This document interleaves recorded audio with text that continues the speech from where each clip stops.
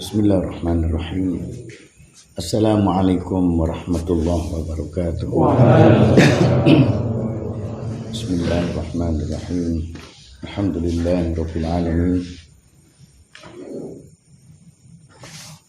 Bismillahirrahmanirrahim. Alhamdulillahirabbil alamin.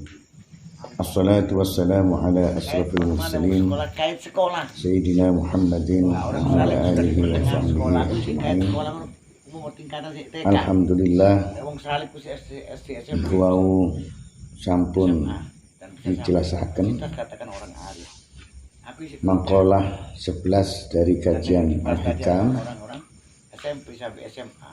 kali syarah kitab ingkang diwaos kali sakaking. Sakmenika saya ingin mengulang keterangan. Mugi-mugi dengan ulangan keterangan ini membawa lebih jelas dan kepahaman dalam memahami.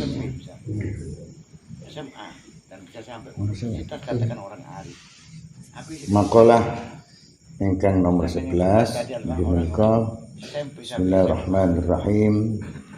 Idfin wujudaka fi ardil khumuli fama nabata mimma lam yudfan la yatimu nataji'uhu. Tanamkan dirimu dalam tanah kerendahan, sebab tiap sesuatu yang tumbuh tetapi tidak ditanam maka tidak sempurna hasil buahnya. Maqalah 11 dari kitab Al-Hikam menika Syekh Ibnu Athaillah jelasaken ingkang dimaksud tanamkan dirimu inggih menika dede dipendem, tapi mempunyai satu makna rendahkan dirimu. Dados kula panjenengan sedaya dalam perjalanan seorang salik menuju kepada Allah, setiap saat dan waktu di dalam beramal itu harus dalam keadaan merendahkan diri, tawadhu. Lek kula sampean di dalam hidup ini, dalam beramal apapun tanpa dalam keadaan hati yang merendahkan diri, tawadhu, moko hasilin niku pasti mboten apik. Dicontohaken misalnya kula sampean iki beramal zikir kepada Allah Subhanahu wa taala, tapi mboten merendah. Ketika mengucapkan Allahu Akbar, Allah Maha Besar, hati kula sampean iki gak merendah.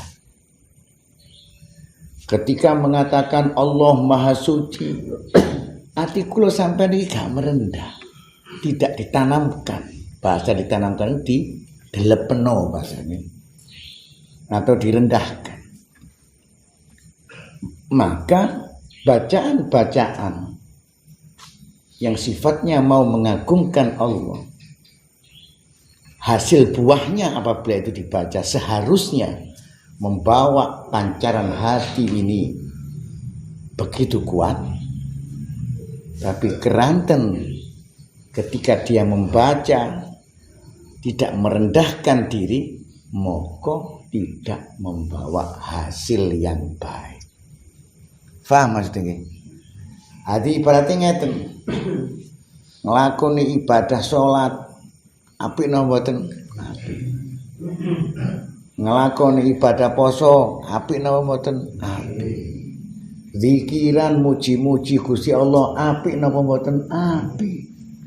Tapi ketika nglakoni niku hatinya tidak merendah, iku arti ditanam.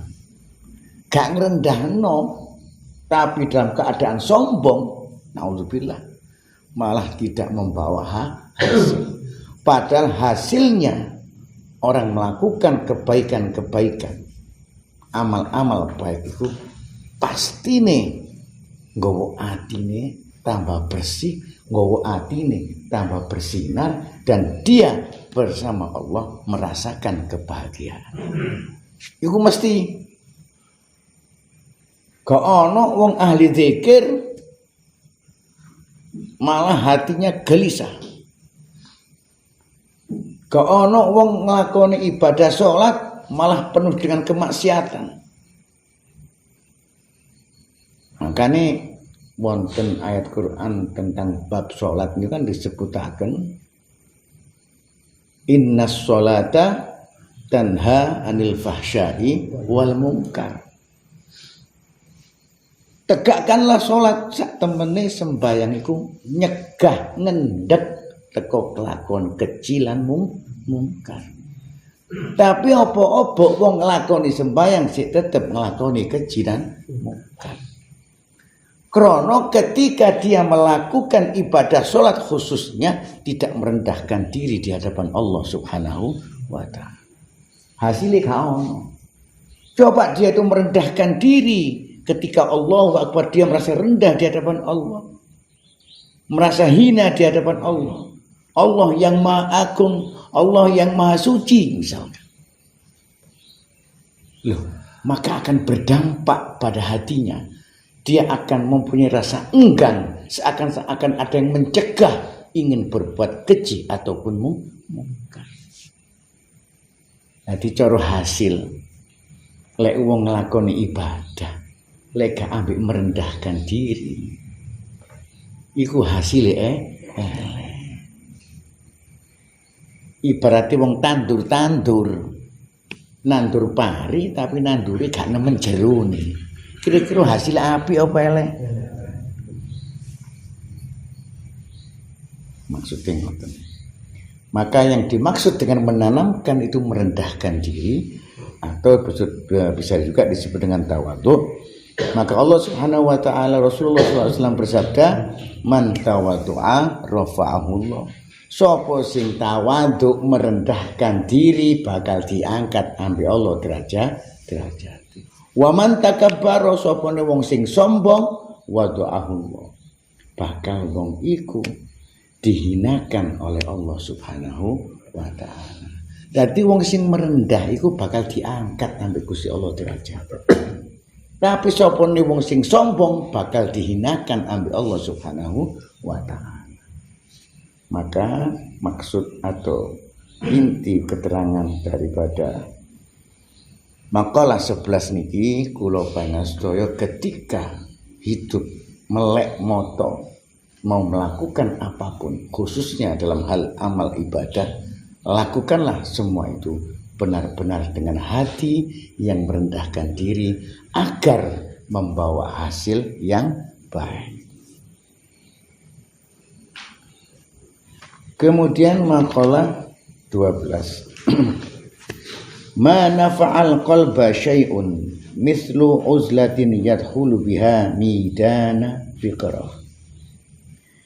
Tiada sesuatu yang sangat berguna bagi hati atau jiwa sebagaimana menyendiri untuk masuk ke medan fikir atau tafakkur.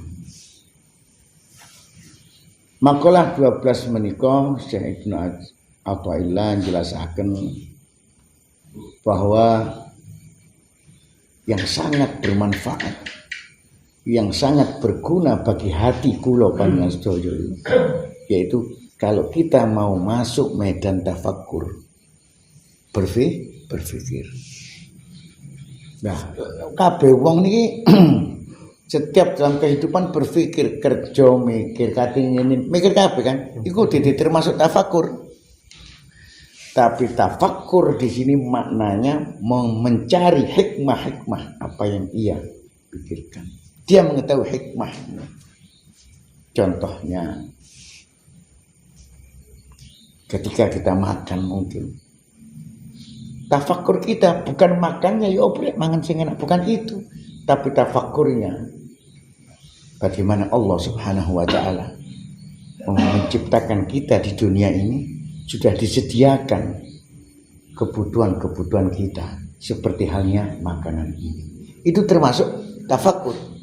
Maka dengan begitu akan membawa dampak pada hatinya keyakinan kepada Allah Subhanahu wa ta'ala.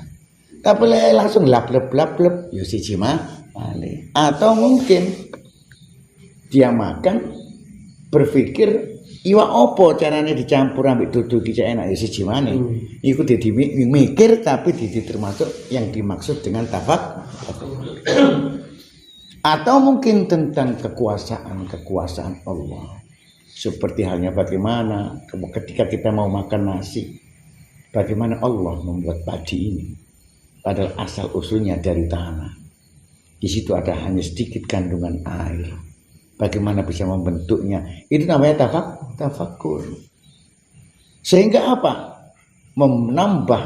Menguatkan keyakinan kita kepada Allah. Jadi manfaat tafakur itu. Dan ketika kebanyakan ya bagi seorang salik itu khususnya, kalau bisa itu diminta di sini oleh Syekh bin Athaillah menyendiri. Menyendiri dalam arti dari keramaian. Mungkin ini bisa dilakukan pada tengah malam. Ngapain juga waktu sak jam, bengi tengah wengi, lungguh dengar-dengar. Ketok bulan sampai tafakuri bulan. Lah iya bulan iki murup modele kaya ana setru. So posing gawe. Dia tidak ada ikatan tali untuk mengikatnya. Dan tidak ada sanggahan di bawahnya. Tapi bulan itu tidak jatuh ke bawah atau naik ke atas. Dia pada posisinya yang tepat. So posing ngatur. Nah, iku tafakur bengi. Akhirnya akan menambah, ya Allah, dudukna Gusti Allah ki Maha Kuwasa. Tambah yakin nama mboten. Diminta seorang salik itu seperti itu.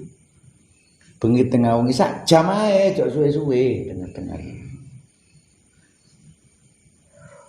Karena meminta waktu yang sepi, menyendiri.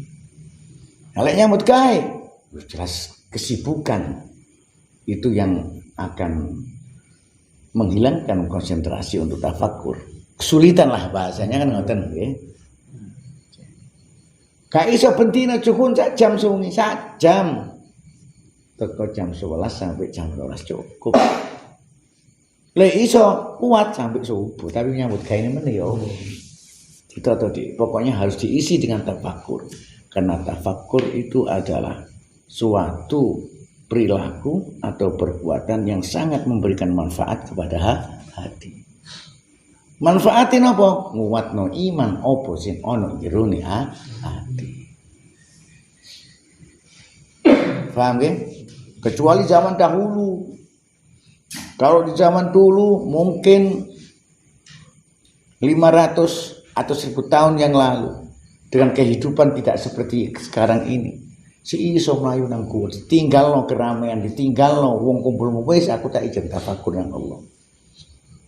Dadi koyo nyemedi. Saiki sampe nyemedi yo sik jurusane. Apa maneh ana anak, ana bojo. Gak mulai seminggu ae ya wis. Iya. Kados ngono. Makanya saya katakan carilah waktu. 1 hari, 1 malam, cukup 1 jam. Untuk menjalankan tafakur di saat sendiri. Karena itu satu nutrisi bagi hati untuk menguatkan keyakinan kita kepada Allah Subhanahu wa ta'ala. Kemudian selanjutnya, kaifa yashruqu qalbun suwarul akwani muntabi'atun fi mir'atihi am kaifa yarhalu ilallahi wa huwa mukabbalun bi syahawatihi am kaifa yatma'u ayyadkhula hadratullahi wa huwa lam yatatahhar min janabah wa falatihi am kaifa yarju ay yafhama daqa'iqal asrar wa huwa lam yatub min hafawatihi. Makalah 13. Bagaimana akan dapat terang hati seorang yang tergambar dunia terlukis dalam lensa cermin hatinya, atau bagaimana akan pergi menuju kepada Allah padahal ia masih terikat atau terbelenggu oleh syahwat dan hawa nafsunya? Atau bagaimana akan dapat masuk ke hadrat Allah padahal ia belum bersih suci dari kelalaian yang di sini diumpamakan dengan janabatnya? Atau bagaimana mengharap akan mengerti rahasia-rahasia halus padahal ia belum tobat dari kekeliruannya. Maqala 13 menika Syekh Ibnu Athaillah jelasaken dhateng kula panjenengan sedaya. Terus Syekh Ibnu Athaillah bagaimana akan dapat terang ati kula sampean niki lek dik kacamatae ati iki, dik kacae ati atau kacamatae ati iki gambar-gambar dunya. Nah iku saged diterangaken ngeten. Ya apa hati iso padang? Iman dalam hati ini bisa mengeluarkan satu cahaya atau menyinari jiwa-jiwa. Lek kacae ati iman mbok gambare corek-corekane akeh. Nun sewu, corek-corekan itu yang berarti kita cintai. Sik kepingin kedudukan, sik kepingin harta benda, sik kepingin pujian-pujian, semua tercatat di dalam lensa ono kacae ati. Ibarat sampean ndamel kacamata. Dik kaca iku ono gambare nun sewu, mungkin ono gambar manuk, ono gambar pitik, ono gambar macam-macam gambar. Kira-kira sampean gelok masjid ono ngarepe sampean, nggawe kacamata sing kaya ngoten. Sampean ketok masjid apa ketok kewan-kewan iki, Mas? Kewan. Ketok kewan-kewan apa ketok masjid? Moko lek sampean ingin mencapai satu tujuan yang sampean tuju, hapuslah gambar-gambar di dalam lensa hati itu sendiri. Ono kacae Lah lek kula sampean sik seneng dunya, merupakan satu gambar-gambar di dalam lensa hati. Tapi duwe karep delok sing ono ngarep. Nggawe kacamata sing penuh dengan gambar-gambar. Mustahil dia akan sampai ke sana. Karena dia terhalang dengan gambar-gambar itu. Paham ya? Terus caranya dos pundi? Maka bersihkan hatimu. Jangan engkau mencintai segala sesuatu. Kita tidak mencintai segala sesuatu berarti kita telah mensucikan lensa hati itu. Kalau kita tidak mencintai segala sesuatu kecuali Allah, maka bersihlah lensa hati itu dari gambar-gambar dunia. Wah repot, boten repot lek sampean ukur awak sampean dhewe. Lek kula sampean gak iso mbesani ati, gak iso. Sing iso sapa? Gusti. Carane apa? Jawab tolong nang Allah. Minta kepada Allah. Enggak Gusti Allah sing gak dalan. Gusti Allah sing nggawe dalan. Sampeyan usaha enteng-entengan mungkin apa istighfar. Baca sholawat, baca tasbih, tahmid, takbir, tahlil, dibaca terus. Engko sing berseni ati kula sampean. Teko gambar-gambar dunia yang menempel di lensa hati itu Allah Subhanahu wa taala. Lek sampean ukur ambek sampean dhewe, ya gak iso. Ya apa carane? Gosok. Kan ngoten nggih? Maka kata Syekh Ibnu Athaillah dengan ucapan makalah ini beliau mengatakan bagaimana mungkin hati kita bisa terang. Moto iki iso terang delok kono kene. Lek ngarep iki mang mbok gambar. Maksudnya napa? Kula sampeyan iki dikangen berseni gambar iku didudukno ambek Syekh Ibnu Athaillah. Sing metengi ati kula sampean iki dibanding teko gambar-gambar dunia ini. Maka ditugaskan oleh Syekh Abdul Athaillah maksudnya bersenono atimu teko gambar-gambar iku. Carane ya napa? Nggih sampean ngaos. Insyaallah ada seorang guru yang mana bisa mengajarkan, membimbing kula sampean sing saged menuju kepada kebersihan baru terjadi. Dadi lamono sampean umpama sampean iku wis dikirake wis dicedhek nang Allah sembahyang kok atiku kok sumpekan sih. Apa sing gare sumpek iki? Apa sing gare gelisah iki? Bingung sampean. Tibane sing gare sumpek gelisah barang iki mang ana gambar bumi macam-macam gambare. Mungkin keterangan saya di yang selanjutnya inggih menika bagaimana akan pergi menuju kepada Allah padahal ia masih terikat atau terbelenggu oleh syahwat dan hawa nafsunya. Kaya wong salik karepe kepingin cedhek nang Gusti Allah, kepingin menuju kepada Allah, mlaku kepada Allah. Cedhek nang Gusti Allah artinya ati bebas teko segala sesuatu kecuali Allah. Lah kepengin cedhek nang Gusti Allah tapi atine sikile ati iki kecancang, awake ati kecancang, ambek apa? Ambek saliyane Gusti. Akhirnya ketika mendapatkan satu ujian misalkan ujian bu opo pokoknya jenenge ujian itu lek kanggo wong salik kan gak enak dia. Lek kanggo wong arifin nikmat soalnya. Lek kanggo kula sampean wong ujian iku gak enak. Lek jarine wong arifin nek sampean wong salik wong arifin. Bale ujian enak apa gak enak? Ya. Kan ngoten. Ketika kula sampean diuji oleh Allah Subhanahu wa taala.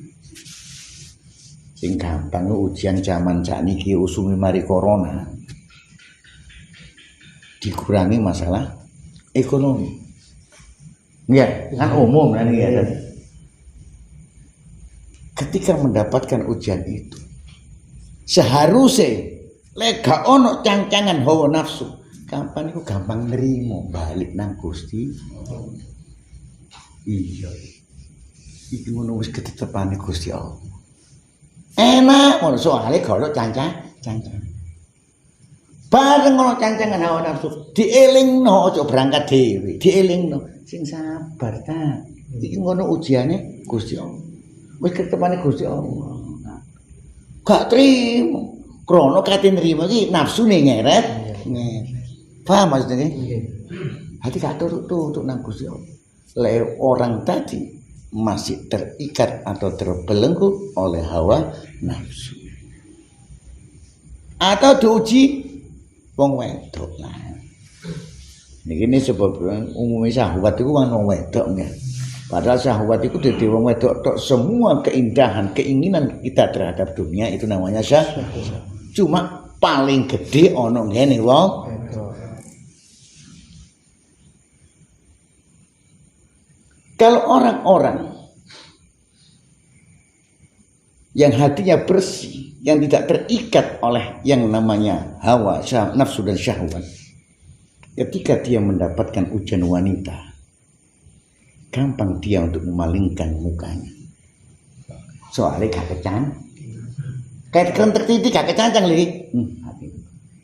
Atau tidak membawa pengaruh bagi dirinya atau bagi hati. Tapi wong sing kecancang ambek syahwat ketok wong wedok sing ayu dielingno lho, ana sing ngelingno nyebut istighfar iku duduk muhrim haram. Astagfirullahaladzim ambek mendeli istighfare tambah mendel krono ditarik kecancang habis sing jenenge hawa. Tapi lek gak kecancang gampang dek mari nang Gusti Allah. Yo sepuro ya Allah. Gampang bet ngoten. Berhubung kecancang Kate maca istighfar iku ana sing ngomong ati, men gak kon delok iki. Ditarik ambek jenenge hawa. Contohnya kados ngoten. Maka mustahil bagaimana dia akan sampai kepada Allah apabila dia masih hatinya terikat atau terbelenggu oleh hawa nafsu. Selanjutnya yang gimana? Bagaimana akan dapat masuk ke hadirat Allah padahal dia belum bersih dari kelalaian yang di sini diumpamakan seperti halnya janabah. Ya opo ati iki mangrek. Iso ngrasa lek Allah iki hadir. Ono. Lek Gusti Allah iki ono. Lho sementara iki kula sampean gak yakin lho. Yakin ngono ya. Di akal gak sampai hadir nang ini ati gak iso ngrasakno bener-bener Gusti Allah iki ono. Wujud dalam arti dalam pengawasannya. Wujud dalam arti dalam pendengarannya. Paham ya? Wujud dalam arti dalam kekuasaannya. Duduk wujud dalam arti jemblengger rupa nyata kaya dene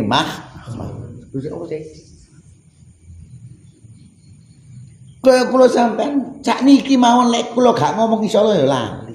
Ya gak ngrasa. Contoh bahwa saat ini kula sampean ini dalam pengawasan Allah. Allah iki ngelok kula sampean. Lho, siji rasane atine sampean. Ngrasakno napa mboten bahwa Allah itu ada. Wujud melihat, mengawasi. Lho, nang ati iki wis siji. Itulah yang dikatakan hadir. Kehadirat Allah Subhanahu wa taala. Kate iso duwe ati apa kaya ngono lek ati iki sik dosa. Diumpamakan seperti mandi jenabat dalam arti kon iki sik najis tok, sik durung kon berseni awak. Atine iki sik bek najis Mas, ngono. Sik durung didusi, diumpamakno kaya dene adus jana. Atus janabah itu najis kabeh enggak sak awake. Najis. Isone suci lek didu. Lah lek iku lali kira-kira keadaane najis apa mboten? Mustahil kita dalam keadaan najis akan merasakan kehadiran Allah Subhanahu wa taala. Lek wong merasakan kehadiran Allah, hatinya pasti baik yang salib, yang imannya kecil ataupun yang sudah beriman besar. Itu akan ada rasa ketakutan dalam hatinya. Mungkin apa tuh? Nah, sampai jujur mawon. Ketika sekarang ini sampai yakin dan seyakin-yakinnya bahwa Allah ini telah mengawasi kita, ya apa keadaan hati? Beda apa tuh? Itu yang dikatakan hadir.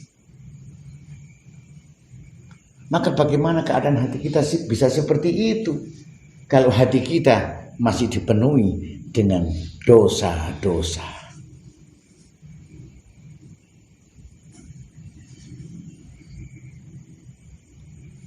Atau saya kepingin keadaan itu terus-menerus seperti itu, kepingin merasakan kehadirat Allah, maka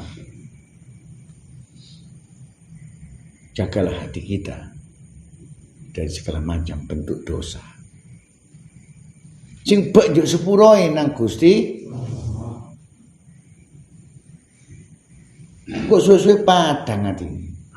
Lek wis bersih dari najis-najis hati ini, maka kita akan merasakan kita selalu diawasi Sang Maha Kuasa Allah Subhanahu wa taala.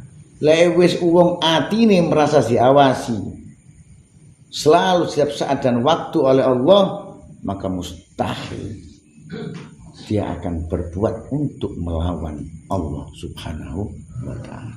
Gak mungkin nglakoni maksiat. Gak mungkin. Umpama duit ana ngarep iki dikorupsi berarti bisa tidak ada yang tahu. Gak ana wong ngeru dhek ijen.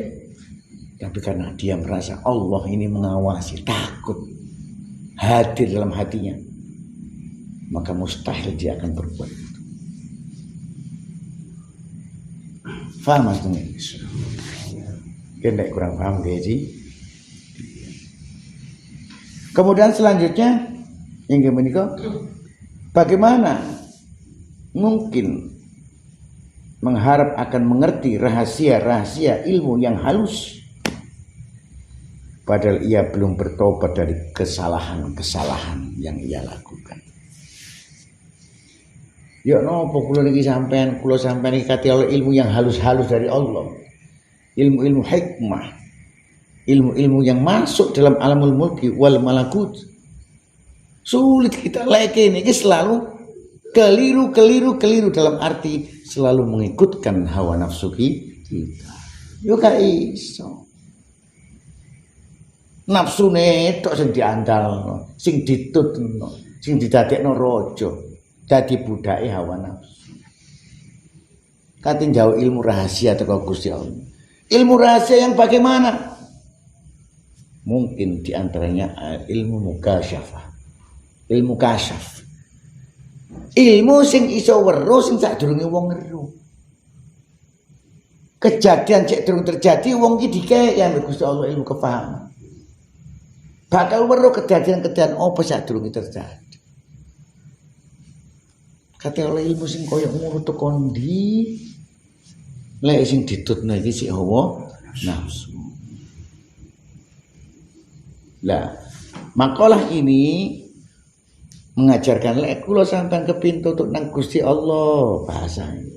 Ayo berjani hati sing rusuh-rusuh. Lek kepingin sampean kula mlaku nang Gusti Allah ki lancar sik nang tutu, coplok ono kabeh cancangan-cancangan hawa nafsu. Lek kula sampeyan iki cek weruh kekuasaan, kebesaran dan keyakinan kita sangat arif kepada Allah, bersenono gambar-gambar ana ngene ati.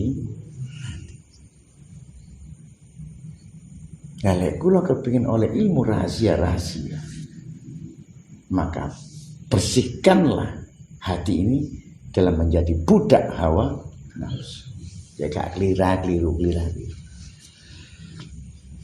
Insyaallah kados ngoten bakal kita akan mendapatkan ilmu-ilmu rahasia yang tidak diumumkan atau diberikan kepada semua orang.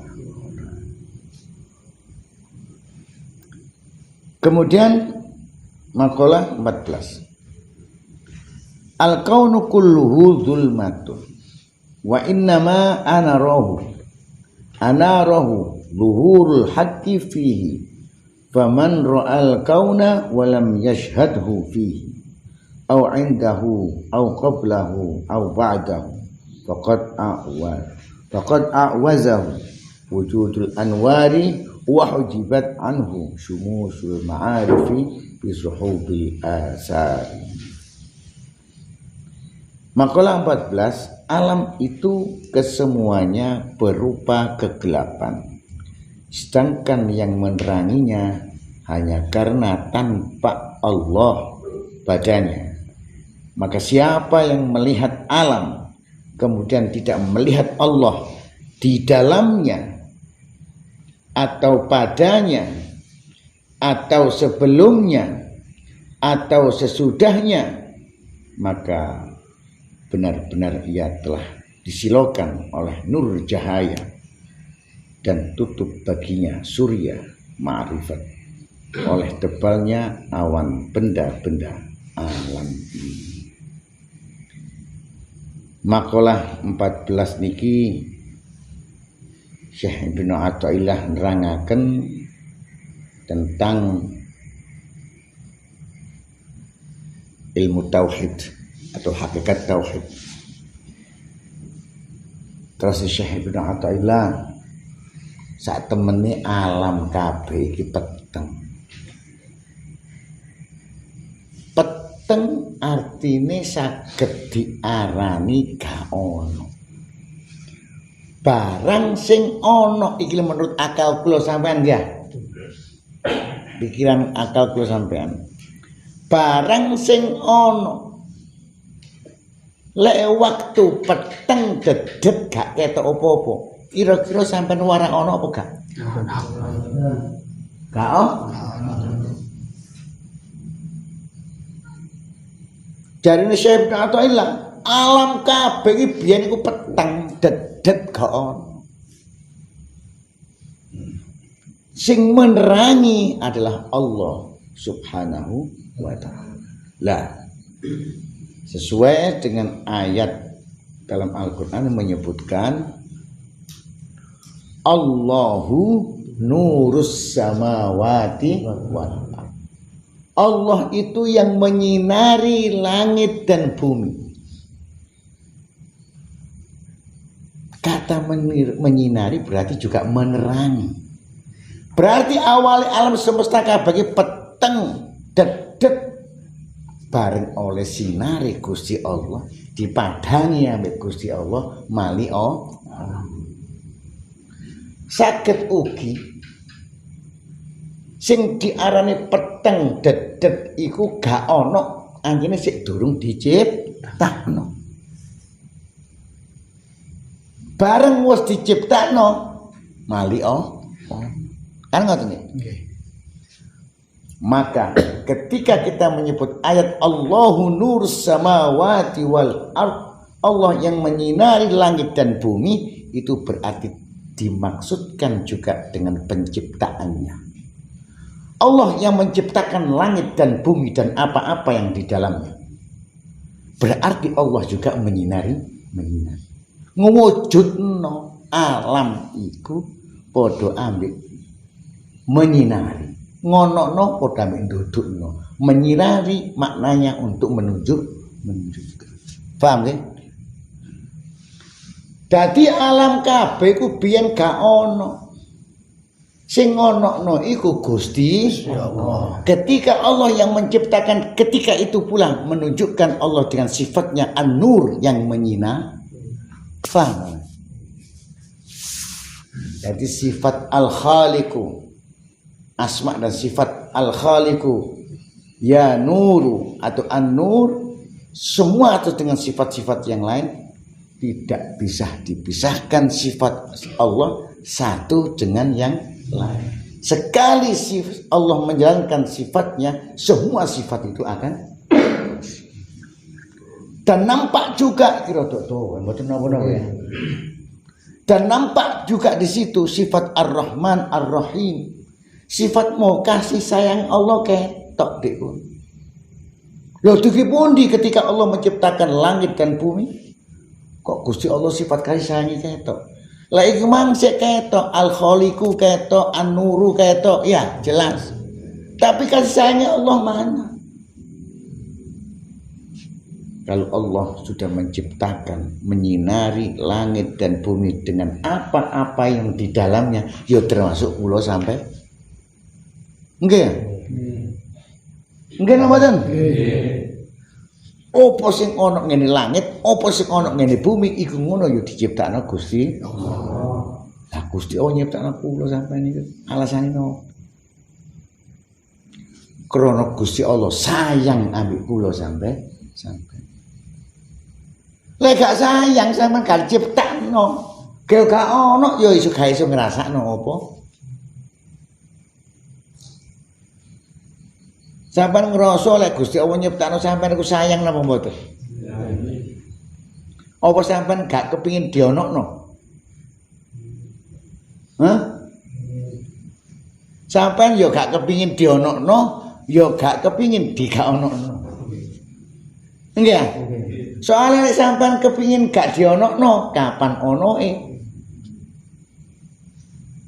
Umpama gak kepingin digaonokno, kapan jaluke? Pokok intinya, kula sampean iki diciptakan Allah ini karena Allah kasih sayang, karena rahmatnya.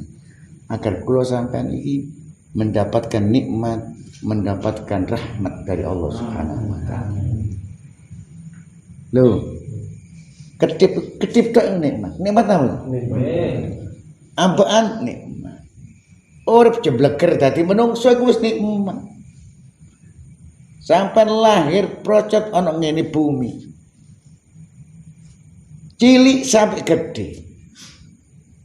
Mulai cilik gak mungkin langsung gede, ono waktu-waktu yang telah ditentukan sehingga tambah gede. Duduk gede sikile tok. Tapi diimbangkan oleh Allah, disempurnakan. Dan ketika mekare belum, mekare otot, mekare kulit, kroso sampean. Kroso napa mboten? Nikmat apa enggak? Mau dikroso kira-kira gak berok-berok sampean. Enggak. Luar biasa, nikmat. Modote rambut jenggot kroso. Umpama dikroso napa gak jerit-jerit lha opo? Modot jenggot kuwi. Mboten. Iku ndudukno rahmat ya Allah. Sehingga bisa dikatakan Allah menciptakan semua yang ada itu karena kasih sayang Allah Subhanahu wa ta'ala. Buktinya untuk menerima nikmat-nikmat dari Allah. Balik biar sampeyan iki diwara peteng gak ono. Tapi sing ono Gusti, umpama sampean diono diciptakno langit, diciptakno bumi, tapi ambek Gusti Allah gak disinari. Dalam arti tidak diberikan cahaya untuk menyinari alam itu, ketok enggak sampean? Maka Al-Khaliqu dengan sifat yang lain, Ar-Rahman, semua sifat termasuk An-Nur itu semua sifat Allah tidak bisa dipisah-pisahkan. Karena Allah itu Esa. Masuk sifatnya dengan namanya ada 99 nama. Yang mana nama itu terkandung 99 sifat Allah. Tapi semua sifat itu satu, tidak bisa dipisahkan satu dengan yang lain. Karena Allah itu Esa. Ilmu tauhid rotok mententeng didik ya. Rotok suwi didik apa? Sehingga bagi orang-orang arif, nah ini dalam pandangannya yaitu pandangan hakikat. Karono biyen kula sampeyan alam semesta iki gak ono. Itu dadi keyakinan nggih. Gak ono. Sing ono Gusti, mari diciptakno ambek Gusti Allah, berarti juga disinari atau dipadani akhir ketok sampeyan. Orang arif ini mempunyai satu pemahaman. Sampeyan ono saiki, biyene gak ono, iku dianggap gak ono. Pandangan hakikat. Pandangan hakikat, hukum ilmu hakikat itu kalau dulunya tidak ada, kemudian ada, dan kemudian tidak ada lagi, maka adanya itu dianggap tidak ada. Itu hukum. Pandangan orang-orang arif dalam pandangan ilmu hakikatnya, ketika melihat alam ini, gak ketok wis alam, ketok sifat kuasa nih Gusti.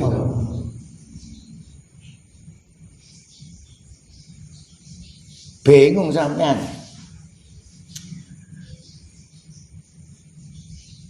Kados ngeten lek kula sering kula balen-balen contoh nih. Kados seorang peneliti, mungkin dokter, dia meneliti satu makanan, mungkin itu berupa tahu. Diteliti apakah ada bakteri yang membahayakan. Dari sini peneliti dokter nih Bang, ya. Akhirnya ditelitilah oleh dokter itu. Sing namanya tahu. Ketika si peneliti ini mendekatkan tahu 3 kali lebih besar atau diperbesar sampai 3000 katakan, lebih gede kata tahu dengan alat mikroskop namanya,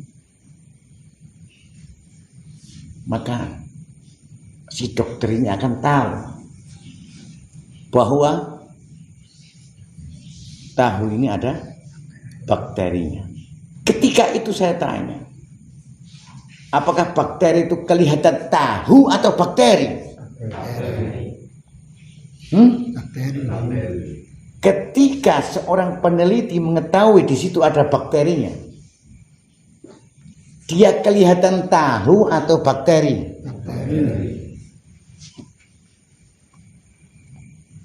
Paham ya? Begitu pula orang-orang arif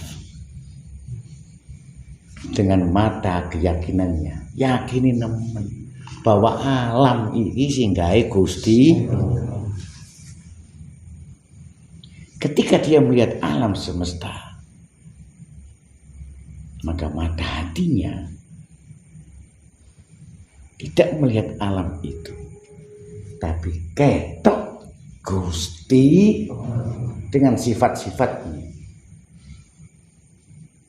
Kok iso alami gak ono? Dalam pandangan mata ini, alam nampak semua. Langit bumi ketok ambek moto. Tapi kalau dengan mata hati, mata keyakinan, gak ketok. Ketok nah ini kuasa nih Gusti. Jika gampangan untuk gambaran malih. Ini termasuk orang-orang yang menggunakan mata hatinya. Kapan yakin dhisik jaluk lek gak yakin yo gak iso.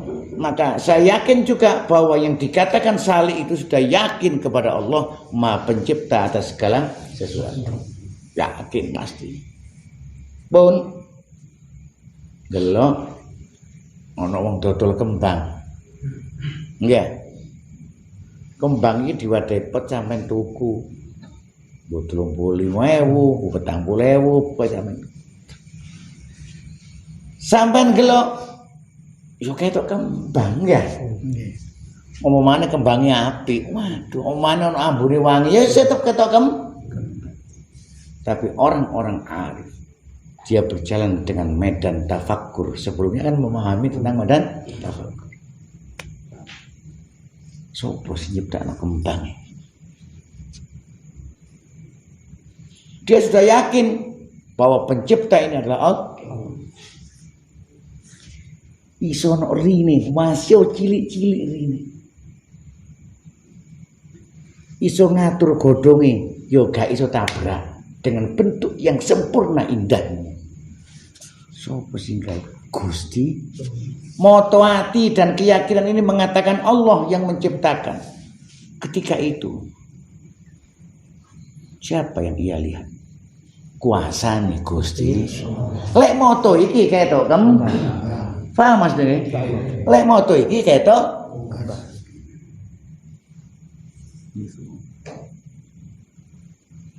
moko terus Syekh Ibnu Athaillah. Sopone wong sing ndelok alam iki gak ketok Gusti atau ono ngenjerone alam ya sik gak ketok Gusti atau sak marine ndelok teko njaba ya gak ketok Gusti ndudukno terus Syekh Ibnu Athaillah atine ku ketutup dengan tebalnya awan-awan benda. Artinya apa? Balik nang makalah sing pertama, dudukno lek atine iki penuh dengan gambar-gambar dudu. Paham ya? Insyaallah. Dadi nek saya berarti gampang jelasaken. Asale dunia kono kabeh. Ngoten. Kono. Sing meranginya itu garis miring bisa menyimpan menciptakannya. Yang menciptakannya Allah Subhanahu wa taala. Maka terus Syekh Ibnu Athaillah, siapa yang melihat alam kemudian tidak melihat di dalamnya atau sebelumnya atau sesudahnya, maka benar-benar ia telah silau dengan nur cahaya dan tertutup baginya surya nur ma'rifat. Baru bisa gak kenal Gusti Allah termasuk ini. Karena tebalnya awan benda-benda alam semesta. Tapi dudukno Syekh Ibnu Athaillah lagi wong arif bil, dudukno Syekh Ibnu Athaillah lagi wali. Sampai iso ndamel makola kados ngene lek gak wali yo gak saged.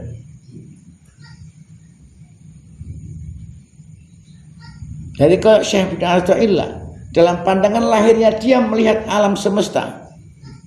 Dia melihat langit, melihat bumi dan apa-apa yang di dalamnya. Ono ning jero bumi langit ro ketok moto iki. Tapi mata hatinya yang ia lihat adalah Allah Subhanahu wa ta'ala. Dengan kata lain tentang kekuasaan. Kemudian waqala terakhir mimma yadulluka ala wujudi qahrihi subhanahu an hajabaka anhu bima laisa bimawujudin ma'ah.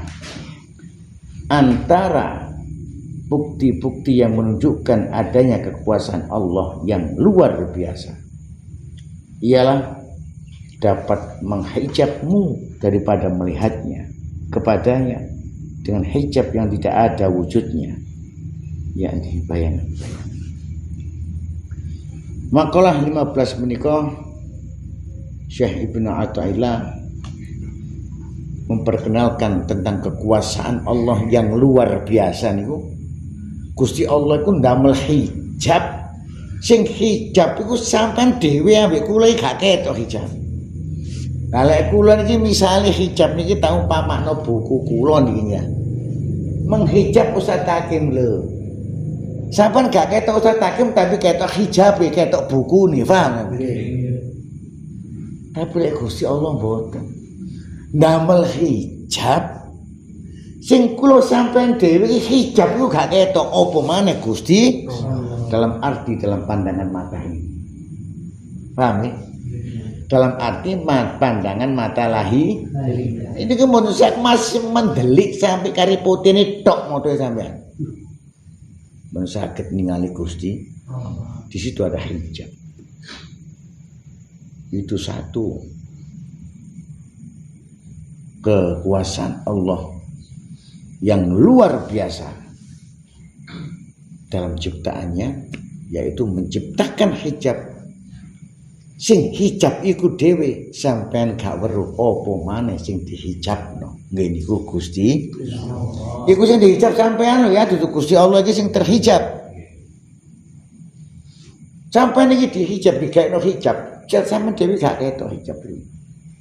Nah, maka di sini saya diterangkan seakan-akan kula ngomong ngoten niku, saya yakin sampean membayangkan bahwa hijab itu adalah di luar dari diri sampean.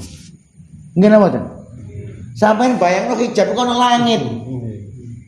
Nggih ta? Padahal bagi seorang salik, hijab adalah hawa nafsu yang kita ikutkan. Hijab adalah gambar-gambar yang ada dalam lensa hati. Hijab adalah dosa-dosa di dalam hati.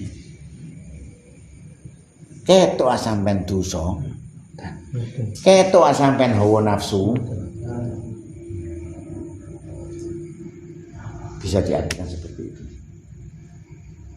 Maka itu ada satu bukti kekuasaan Allah yang luar biasa. Hijab itu lho, nemen cedeke ambek kula sampean. Dudu orang ngukur wadon. Hawa nafsu dan semua macam-macam bentuk sifatnya itu adalah hijab.